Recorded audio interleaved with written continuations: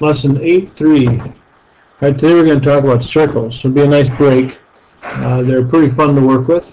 We have obviously some key things we want to point out, and that is that we have with circles, we have a center, we have the radius, and if you have a line that goes and touches the circle at one point, it does not go inside the circle, it touches it at one point, that's called a tangent. A tangent line. And that'll come into play with some of our questions. Alright, now writing the equation of a circle. Here's the equation of a circle. We've done this before a long time ago, real briefly, so this is a little bit of review, but notice the radius. It's squared. So that means if they tell you the radius is 7, okay, we're talking about this length, then if we square it, we have that part of the equation done.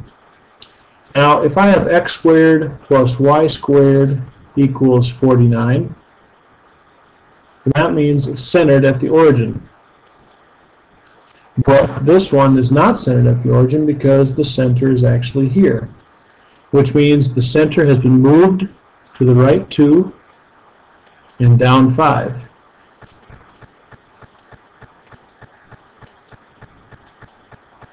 Now, if you remember anything about that, how do you show movement left and down? Well, in the equation, we have an x piece and a y piece.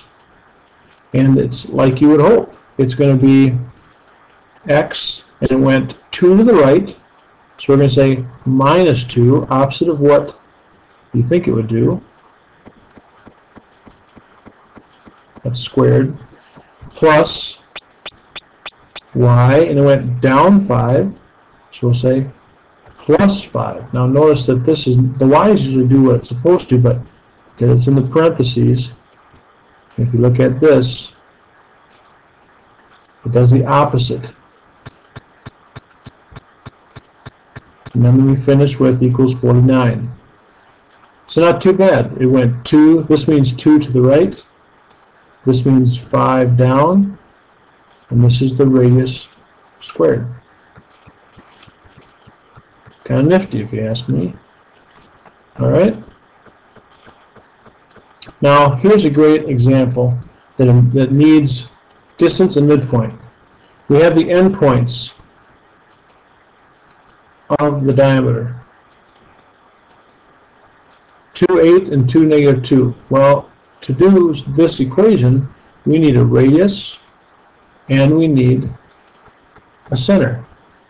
Well, if it's in the middle, that's midpoint. So midpoint can be found by adding the x's, dividing by 2, adding the y's, dividing by 2, and we get 4 divided by 2, which is 2, 6, 8 plus negative 2 is 6, divided by 2 is 3, and that is our center.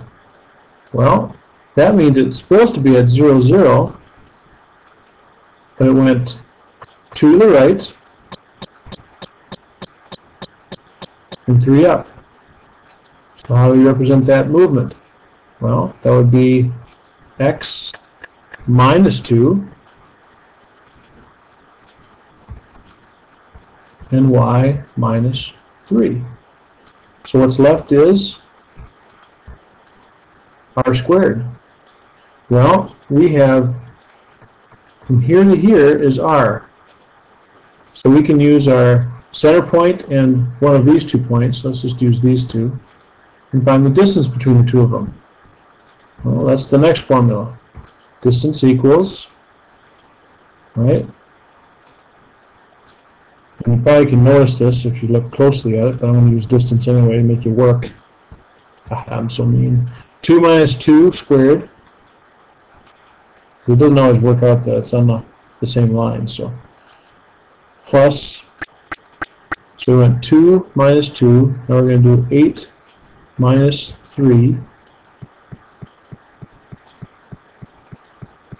Okay. And we have 0 squared, or just 0. 8 minus 3 is 5. 5 squared is 25. Square root, 5 units long. That is the radius.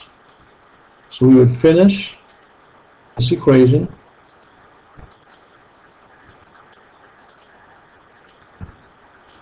with taking 5 and squaring it. And that is our equation. Again, not too shabby.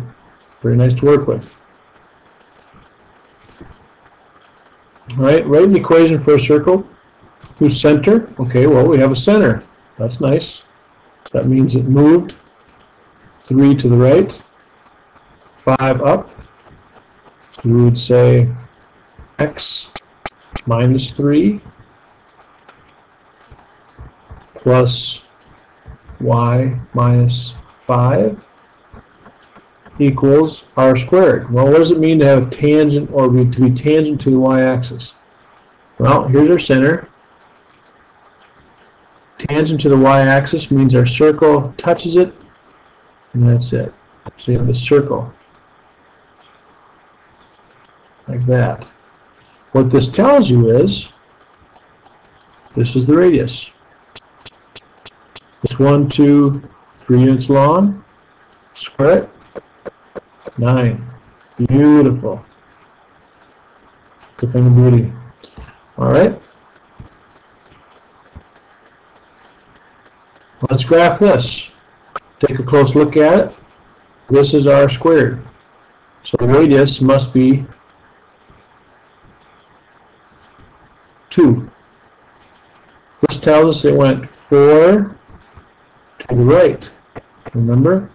And this says it went 2 down. So 4 to the right, 2 down, puts it there. We have a radius of 2, so that means 2 up, 2 left, 2 down, 2 to the right, consistently. There's our circle. Pretty quick and easy to graph. Nice change from yesterday's LRs, huh? Alright, now it gets interesting. The last part. I've got about 2.5 minutes. Let's see how this goes.